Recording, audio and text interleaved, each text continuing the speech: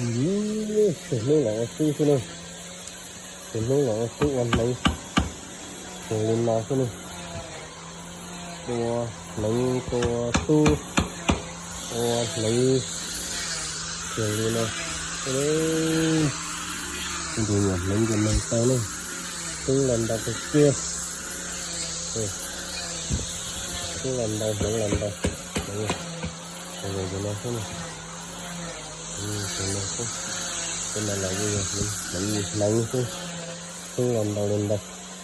Bên đây giữa đây nâng cao nữa, không là mình đâu, không là mình đâu. Đấy cái này, nó kho, nó là kho cho chua cho nó nữa. Nó kho là chua nó, cho chua là chua, cái này cái này, cái chua là chua hả? Kho là kho.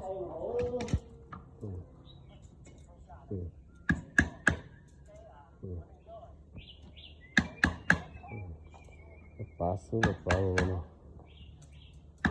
Ra được cái này mình từ đi nó này, kho su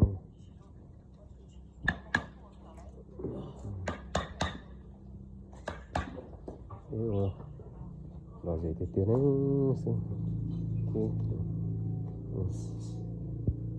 chết cái này khởi xả đây, khởi xả là nó khởi xả mà cho không gì, cho khô ở dưới này nữa. Mình sẽ để chụp cái sau cái và su còn lấy nó thì kia nó thì kia đâu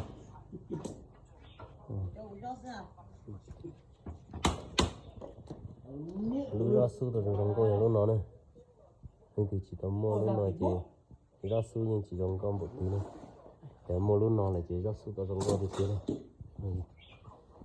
sau khi này chỉ chụp cái sau cái rồi lấy rồi su rồi sao đấy nữa.